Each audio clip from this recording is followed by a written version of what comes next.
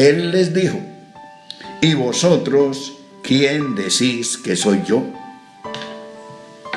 Esa es una pregunta puntual. Si la gente de afuera no tiene claro quién soy yo, por lo menos ustedes cuéntenme. ¿Ustedes qué piensan? ¿Quién soy yo? Es lo que les está preguntando nuestro amado Señor y Salvador Jesucristo. Porque el Señor los está viendo y uno se da cuenta en el camino de la vida cristiana que hay personas que van a una iglesia, hay personas que tienen la Biblia, pero le pregunta ¿quién es Jesús? Y no, pues Jesús el que murió, Jesús. La pregunta fue puntual. Repito lo que el Señor le preguntó. Él les dijo: ¿y vosotros quién decís que soy yo? Creo que todos se quedaron mudos. No dijeron palabra alguna. Se quedaron callados. Pero entre ellos hay un hermanito de esos que son como muy lanzados, imperativos, como que quiere salir adelante, Bueno, se levantó Pedro. Respondiendo Simón Pedro dijo: tú eres el Cristo, el Hijo del Dios viviente. Tremenda respuesta. O sea, lo que todo el mundo esperaba que algún día llegara y se enseñaba en la sinagoga, que algún día llegaría el Mesías y nadie lo había entendido, ahora Pedro arranca con una expresión y una respuesta que admiró al Señor Jesucristo. Respondiendo Simón Pedro dijo: tú eres el Cristo. La palabra Cristo es enviado, para que lo apunte ahí en sus noticas. La palabra Cristo quiere decir el enviado. Tú eres el Cristo, el Hijo del Dios viviente.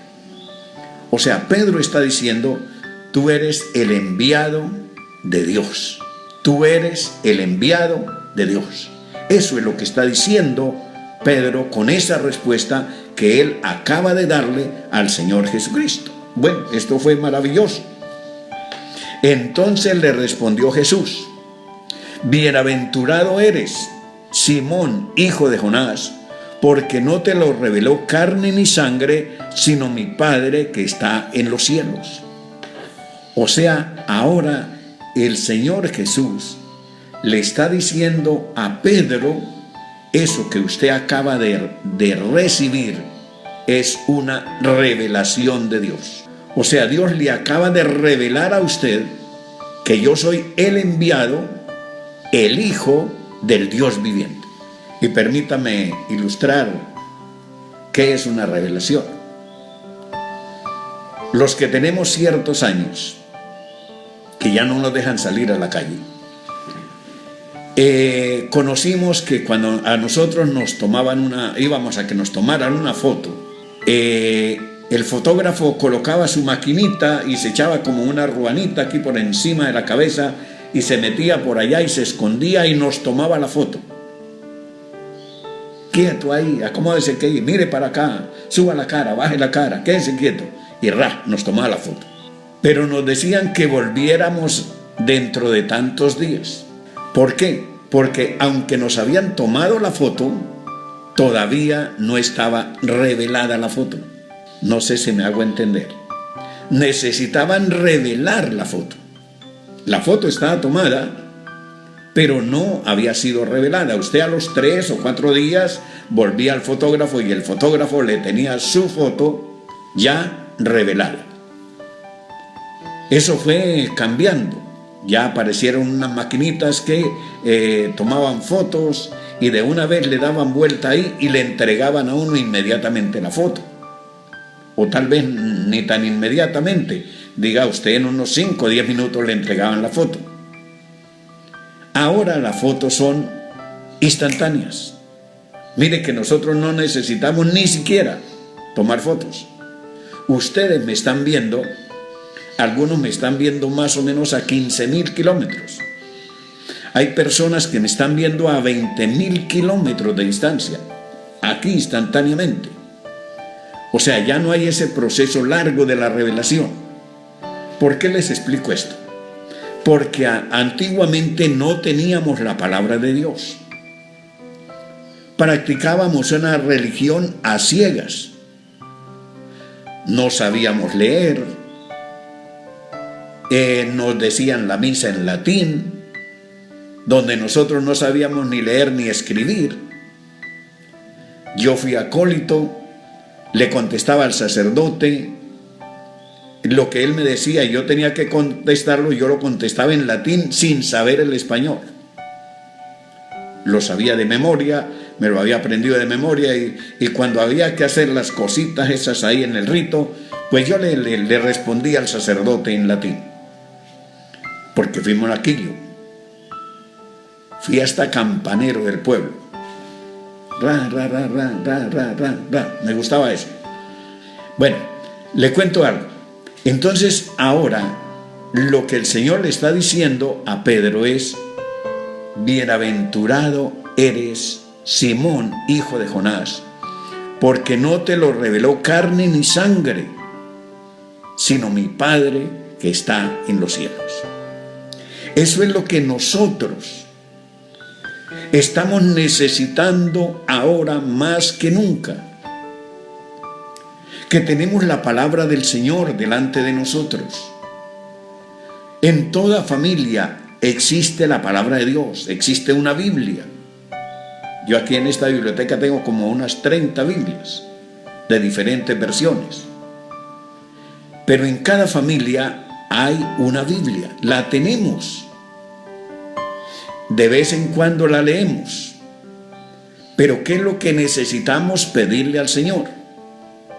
Que Él nos dé revelación de lo que nosotros leemos en su palabra. Que Jesucristo sea revelado a nuestra vida. Que el enviado de Dios, el enviado del eterno Dios, nuestro amado Señor Jesucristo, sea revelado a nuestro corazón. No que se nos quede como una historia. Lo decíamos en alguna enseñanza anterior, que hay películas acerca de Jesús. Los de Hollywood conocen la historia de Jesús, han hecho películas, hacen llorar a la gente viendo esas películas, y la gente termina diciendo: pobrecito Jesús, ¿cómo sufrió Jesús? Entonces, ¿por qué quedamos hasta ahí? Porque no ha sido revelado a nuestro corazón. Y nosotros, ustedes y yo, necesitamos que el Espíritu Santo, a través de su palabra preciosa que la tenemos en nuestras manos, nos revele al Hijo de Dios, al enviado de Dios, a nuestro amado Señor y Salvador Jesucristo. Cuando usted lee el Evangelio de San Juan, capítulo 14 y capítulo 16, va a encontrar que una de la obra del ministerio del Espíritu Santo aquí en la tierra es revelarnos a Jesucristo a nuestro corazón. ¿Qué es lo que hace el Espíritu Santo aquí en esta tierra? Revelarnos a Jesucristo a nuestro corazón, redarguirnos del pecado y ayudarnos a entender la palabra del Señor. Porque a medida que el Espíritu Santo va hablando a nuestro corazón y nosotros vamos leyendo la palabra del Señor, vamos teniendo revelación. Por eso cuando usted va, ahora estos días estamos aquí por el Facebook, pero luego con la ayuda del Señor nos vamos a reunir en la congregación, o de pronto vamos a tener una congregación virtual con ustedes, pero nos vamos a reunir en la congregación. ¿Para qué? Para meditar más en la palabra de Dios. Mire que muchas enseñanzas que he querido darles plenas y completas, no lo he podido hacer. ¿Por qué? Porque pues ustedes tienen sus quehaceres, tienen sus ocupaciones, pero ya cuando pase todo esto y nos reunamos, en nuestros lugares de predicación, pues hombre, vamos a poder ampliar más las enseñanzas de la palabra del Señor, y el Espíritu Santo nos va a revelar cada día más, porque la Biblia es un océano de revelación de la palabra de Dios. Es un océano donde todos los días usted tiene cosas nuevas, revelación de la palabra de Dios, que van a edificar su vida, que lo van a acercar más a Dios. Y entonces usted dice a la religión, religión, chao religión, porque ahora tengo a Cristo en mi corazón. Repito lo que el Señor le dijo a Pedro. Entonces le respondió Jesús: bienaventurado eres, Simón, hijo de Jonás, porque no te lo reveló carne ni sangre, sino mi Padre que está en los cielos. Y yo también te digo que tú eres Pedro, y sobre esta roca, o sea, sobre esta revelación, ojo con esto, sobre esta revelación que usted ha tenido, es que yo voy a fundar mi iglesia. ¿Y cuál es la revelación que Pedro ha tenido? Que Jesús es el enviado del Dios Altísimo. La religión ha tergiversado este versículo horriblemente. Lo ha cambiado, lo ha sacado de contexto para enseñar otras cosas que ahí vamos a ir mirando poco a poco. Dice: y yo también te digo que tú eres Pedro, y sobre esta roca. ¿Cuál roca? La verdad que acaba de recibir el apóstol Pedro por revelación de Dios, que Jesús es el enviado de Dios, que Jesús es el Mesías prometido. Y aquí entonces es donde viene el versículo completo. Y yo también te digo que tú eres Pedro, y sobre esta roca edificaré mi iglesia. El Señor no iba a edificar la iglesia en Pedro. Jesús no iba a dejar como roca de su iglesia a Pedro, ni como representante de su iglesia a un hombre, porque los hombres somos emotivos, vivimos de emociones, no tenemos un fundamento y carácter como para que Dios hubiera fundamentado su iglesia en una persona. Por eso vuelvo a leer el versículo 18 y dice: y yo también te digo que tú eres Pedro, y sobre esta roca, esa verdad que le fue revelada, que Jesús es el Hijo de Dios, edificaré mi iglesia, y las puertas del Hades no prevalecerán contra ella. Mire qué interesante. Vuelvo a repetirles, lo que el Señor Jesús está diciendo no es que Pedro sea la roca en la cual Él va a edificar su iglesia. No. Lo que el Señor le dijo es sobre esa verdad, sobre esa revelación que usted acabó de recibir, que Dios el Padre le dio, que yo soy el enviado de Dios. Sobre esa verdad voy a levantar la iglesia. Ahora, ¿y por qué les digo yo que el Señor no iba a dejar a Pedro como fundamento de la iglesia cristiana? Porque cuando usted mira la palabra del Señor, del versículo 21 en adelante, en el mismo capítulo, pero el verso 21 en adelante, oiga las emociones de Pedro hasta dónde lo llevan. Por eso es que aclaro, el Señor Jesucristo no iba a dejar a un ser humano como fundamento de su iglesia. El fundamento de la iglesia es esa verdad, que Jesucristo es el Hijo de Dios. Mire lo que pasó con nuestro hermano Pedro, que se parece mucho a nosotros, emotivo, emocionalista y con falta de carácter y aún, oiga lo que hizo Pedro. Verso 21.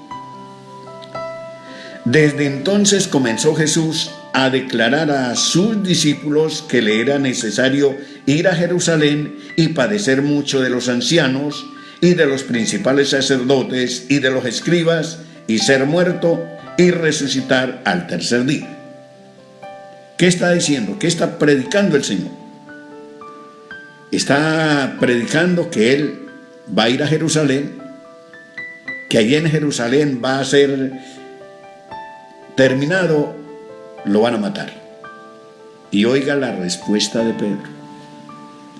Bien intencionada, sí. Con mucho amor, sí. Pero es que los seres humanos, nosotros cambiamos muy fácilmente. En estos días le decía, nosotros ahorita estamos felices y en 30 segundos podemos estar enojados porque no tenemos ese carácter. Y repito, el Señor no iba a colocar a una persona con esta debilidad, a una persona pusilánime en su carácter, no lo iba a colocar como fundamento de su iglesia. Oiga lo que pasó. Leo el 21 y el 22 de San Mateo, capítulo 16. Desde entonces comenzó Jesús a declarar a sus discípulos que le era necesario ir a Jerusalén y padecer mucho de los ancianos, de los principales sacerdotes y de los escribas y ser muerto y resucitar al tercer día. ¿Quiénes lo iban a matar? ¿Quiénes iban a ser sus peores enemigos? La religión, los sacerdotes. En una ocasión me dijo algo, alguien me dice, es que los pastores le cargan mucho fastidio a los sacerdotes. No, ¿cómo le vamos a cargar fastidio a alguien que es una persona de carne y hueso como usted y yo? No, nombramos esto porque la Biblia lo menciona. ¿Quiénes fueron? Vuelvo a leerlo para que no queden dudas. Desde entonces comenzó Jesús a declarar a sus discípulos que le era necesario ir a Jerusalén y padecer mucho de los ancianos, de los principales sacerdotes y de los escribas y ser muerto y resucitar al tercer día. Pero vamos detrás de Pedro. Entonces Pedro, tomándole aparte, comenzó a reconvenirle diciendo, Señor, ten compasión de ti, en ninguna manera esto te acontezca. Imagínese usted, ¿qué tal que el Señor Jesucristo, lo que estaba diciendo en el versículo 18, era descargar en Pedro la responsabilidad y el fundamento de la iglesia? Si acabamos de escuchar a Pedro en un diálogo con el Señor, que el primero que quería que el Señor no muriera era Pedro. Repito, la intención es buena. Pero a pesar de que había tenido la revelación de que Jesús era el enviado de Dios, no estaba dispuesto a obedecer y a permitir que la palabra de Dios se cumpliera. Sus buenas intenciones, su cariño y su falta de entendimiento de la palabra del Señor lo tenía aquí, ahora, oponiéndose al plan de redención de la humanidad. De hecho, más adelante en el Evangelio, el Señor va a decir que hay personas que ni entran a la salvación ni dejan que otros entren. La religión es una persona jurídica con sus líderes que en lugar de animar a la gente a que entre a la salvación, se oponen y tratan de impedirle a las personas que conozcan al Hijo de Dios, al enviado de Dios, al Señor Jesucristo. Y entonces van a decir una cantidad de cosas. Aquí Pedro está oponiéndose a la redención de la humanidad. Aquí Pedro se está oponiendo a que Jesucristo muera por sus pecados y por los míos. Pedro no quiere que eso suceda. Pedro prefiere cualquier otra cosa.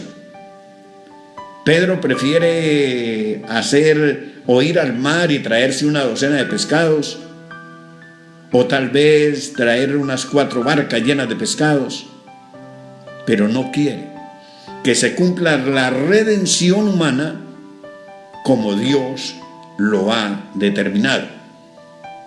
Se está oponiendo a eso, porque mire lo que dijo Pedro. Entonces Pedro, tomándole aparte, comenzó a reconvenirle diciendo: Señor, ten compasión de ti, en ninguna manera esto te acontezca. Pero oiga la respuesta del Señor. Pero él, volviéndose, dijo a Pedro, ese Pedro que había tenido esa gran revelación de que Jesús era el Hijo del Dios viviente, ahora el Señor lo tiene que poner en el piso, lo tiene que sentar. Y oiga cómo lo sentó. Dice, pero él, volviéndose, dijo a Pedro, o sea, Cristo se vuelve a mirar a Pedro y le dice: quítate delante de mí, Satanás. Terrible. ¿Cómo es que una persona que tiene tanta revelación, que le ha sido revelado esa verdad que nadie más la pudo entender en su momento, que Jesús era el Hijo del Dios Altísimo, que Jesús era el enviado del Dios Altísimo, ahora el mismo Hijo de Dios lo tenga que meter el freno de mano y decirle: apártate de mí, Satanás? ¿Entienden por qué? ¿Por qué le estoy explicando esto? Porque en ese hombre, con esas debilidades, con esas flaquezas y muchas otras que podemos mirar de aquí en adelante, era imposible que fuera el cual el Señor le diera la responsabilidad de dirigir la iglesia del Señor. Y mucho menos fundar en él, en Pedro, la iglesia cristiana. ¿Por qué, mis amigos? Porque el único representante de Dios, el único vicario de Cristo Jesús en este mundo, es el maravilloso y santo Espíritu de Dios. Es el único representante de Dios aquí en la tierra. Que la gente no lo conoce, ya en otra ocasión dimos la enseñanza acerca del Espíritu Santo. Que la gente no sabe quién es el Espíritu Santo, es otra cosa. Que la gente no cuente con el Espíritu Santo, eso es otra cosa. Pero que Dios tiene su representante aquí en la tierra, y no es un hombre, no es una persona tan falible como lo fue Pedro, tan falible como lo fue el apóstol Pedro. El apóstol Pedro es una persona tan de carne y hueso y con las mismas debilidades que usted y yo tenemos. ¿Cuántas veces el Señor habrá tenido que decirnos a nosotros también que decimos ser cristianos y que hablamos de ser cristianos evangélicos y que seguimos a Cristo y vamos por allá y damos mal testimonio, sacamos prestado y no pagamos, mentimos, fornicamos, adulteramos, robamos y hacemos una cantidad de cosas y decimos: yo soy cristiano, yo soy cristiano? Y creo que el Señor nos vuelve a decir lo que le dijo a Pedro: apártese de mí, Satanás. Me eres tropiezo. En lugar de dejar que la gente venga a la salvación, usted los está corriendo. Usted los está haciendo alejar de mí. Y entonces, en lugar de servir como instrumentos de Dios para la salvación de otros, le servimos de tropiezo a la gente para que no vengan a los pies de Cristo. Miremos. Entonces Pedro, tomando la parte, comenzó a reconvenirle diciendo: Señor, ten compasión de ti, en ninguna manera esto te acontezca. Pero él, volviéndose, dijo a Pedro: Quítate delante de mí, Satanás, me eres tropiezo, porque no pones la mira en las cosas de Dios, sino en la de los hombres. O sea, Pedro vuelve a tener un concepto tan débil. ¿Por qué? Porque él no ha entendido todo lo que Cristo el Señor vino a hacer. Pedro no quería que Cristo sufriera. Lo amaba. Yo sé que usted ama a Cristo. Yo lo amo. Yo amo a mi Señor. Usted ama a mi Señor. Pero no serviríamos para ser representantes de Dios en la tierra. Y aquí es donde nosotros tenemos que mirar también, los que predicamos la Biblia, hasta dónde nos hemos endiosado. Y nos convertimos en personas como que somos los mediadores entre Dios y los hombres. Y entonces ya Jesús como que pierde su dignidad. Y de hecho la palabra del Señor en el libro de Apocalipsis, capítulo 3, nos va a contar algo y nos va a decir algo. El Señor dijo: He aquí yo estoy a la puerta. Ya el Señor no estaba en el templo. Lo habían sacado del templo. ¿Quiénes lo habían sacado del templo? Los ángeles de la iglesia, que son los ministros de la palabra de Dios. Lo habían sacado de la iglesia. Ya era más grande el ministro que el mismo Hijo de Dios. Y para que se nos baje el humo, para que se nos baje un poquitico el orgullo, entonces todos quedamos en el piso. Ya esas multitudes que aplauden y dan gritos de júbilo, que llenan el ego de la persona humana, porque permítame decirle algo, llegamos a tal extremo que cuando predicábamos la palabra del Señor, si la gente no aplaudía, si no lográbamos la reacción de la gente para que aplaudiera por lo que decíamos, entonces decíamos: démosle un aplauso al Señor, aplauda al Señor. Y no se estaba pidiendo el aplauso para el Señor, era que la gente no había respondido con un aplauso a lo que la persona quería que respondieran con un aplauso. Esas son verdades que tenemos que entender, y por eso el Señor nos dejó sin quien nos aplauda, predicando solos en un altar, después de tener miles y miles de personas sentadas. Ahora no hay quien nos aplauda. Ahora sí estamos arrodillados y postrados ante el que tenemos que aplaudir, a quien tenemos que adorar, a quien tenemos que seguir. Y entonces todos, absolutamente todos, desde los grandes apóstoles hasta el más humilde de los creyentes, sentaditos en nuestras casas, escuchando la maravillosa palabra del Señor y diciendo: gracias, Señor, porque tú hablas a mi vida. Gracias, Señor, porque tú tienes misericordia de mí. Mire lo que pasó. Porque no pones la mira en las cosas de Dios, sino en las de los hombres. Entonces Jesús dijo a sus discípulos: si alguno quiere venir en pos de mí, niéguese a sí mismo y tome su cruz y sígame. Porque todo aquel que quiera salvar su vida, la perderá. y todo aquel que pierda su vida por causa de mí, la hallará.